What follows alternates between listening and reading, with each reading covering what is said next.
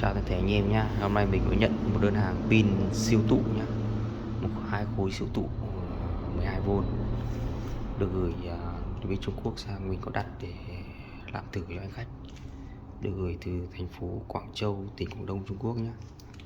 Sau đây mình sẽ khui ra. Đây, những bộ siêu tụ này mình đang gắn để cho kích đề khởi động ô tô nhé. Sau đây mình sẽ khui ra.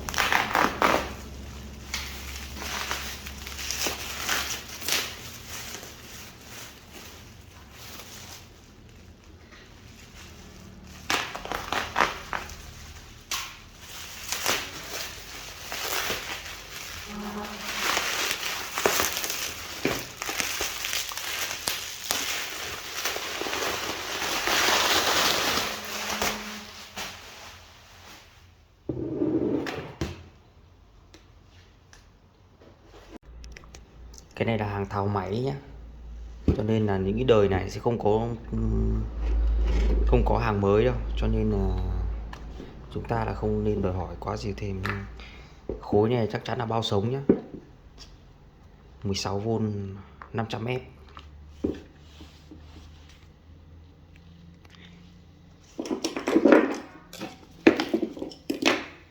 Đây sẽ đo nội trở.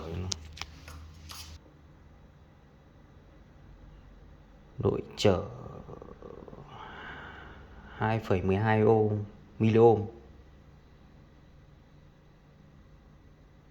điện áp 0,6V nhé.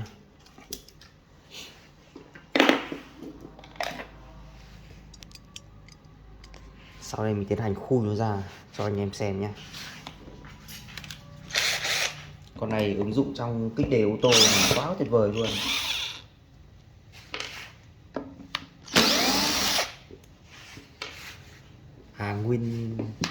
Hàng nguyên tem nhá, chưa khui nhá. Đây ốc đây chưa khui này. Đây nhá, hàng tháo máy quá là xịn sò luôn. Mình tháo ra nhé.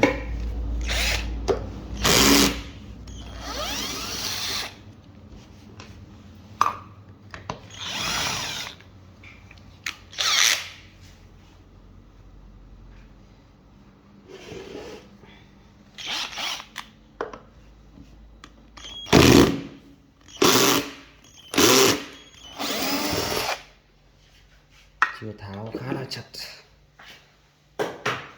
Đây.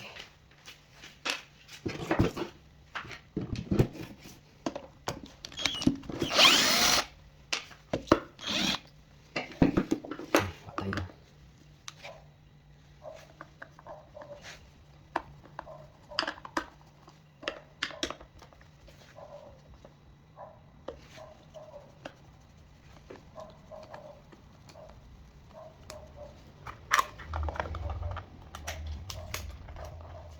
Này hàng bao sống nhá, đây khu ra.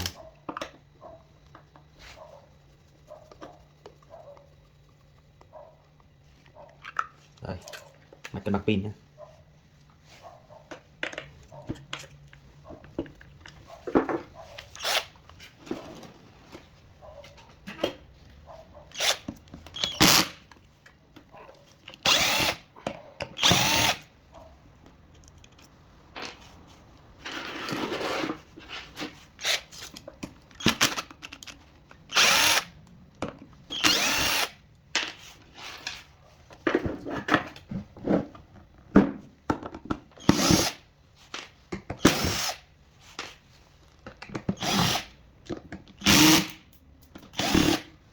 Hàng này còn bao sống nhá, chưa đủ hóa chất đâu.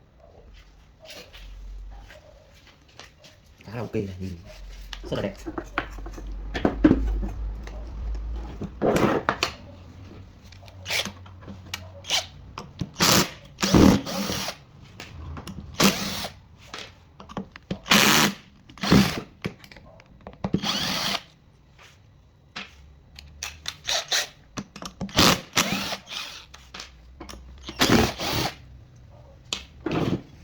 Đây mọi nguyên này,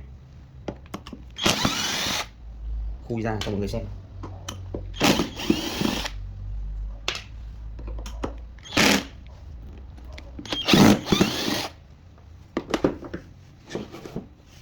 Ui, quá đẹp.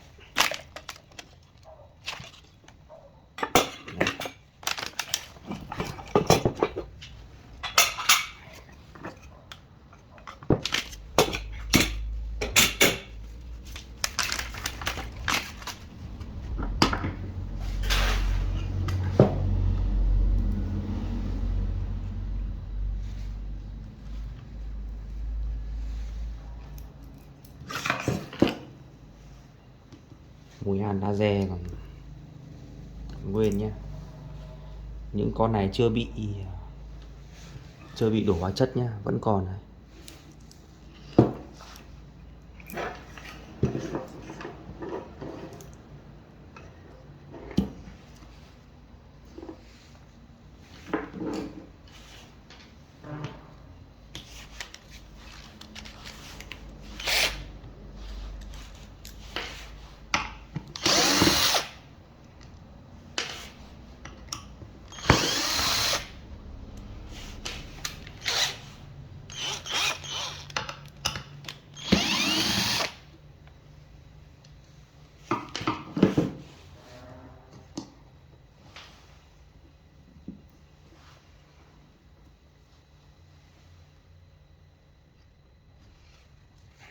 Ây da, căng quá nhỉ.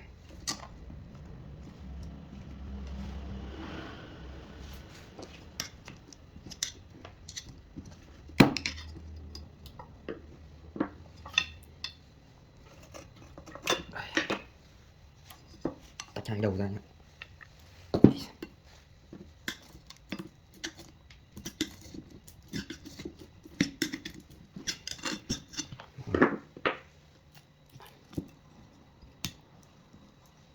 Wow, nội thất của em nó đấy nhá.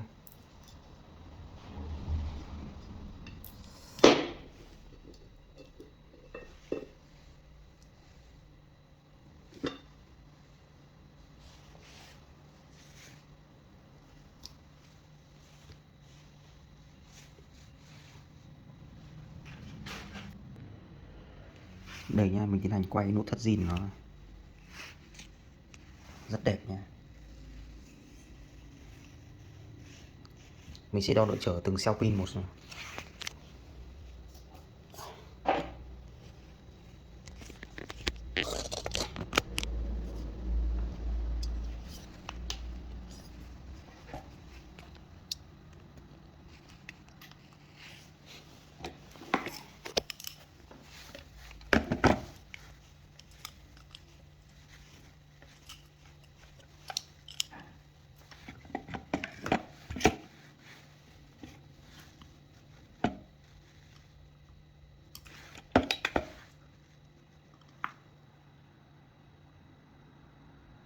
Không phẩy 38 miliohm.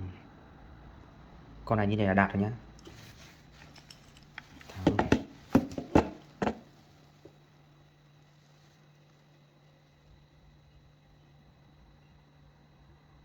Không phẩy lại rồi. 0,33. Tiếp tục nào. 0,33. 0,37 nhé. 0,32. Cell cuối cùng nào. 0,39. Độ trở đẹp trong khoảng phép nha. Đây mình khui nội thất này ra. Này là chuyên cho anh em nào làm kích để khởi động các dòng xe cỡ lớn nhé, làm máy hạt xeo pin này. Ở video sau mình sẽ làm hướng dẫn chi tiết hơn làm bằng kích bình siêu tụ nhé. Cảm ơn anh em ạ.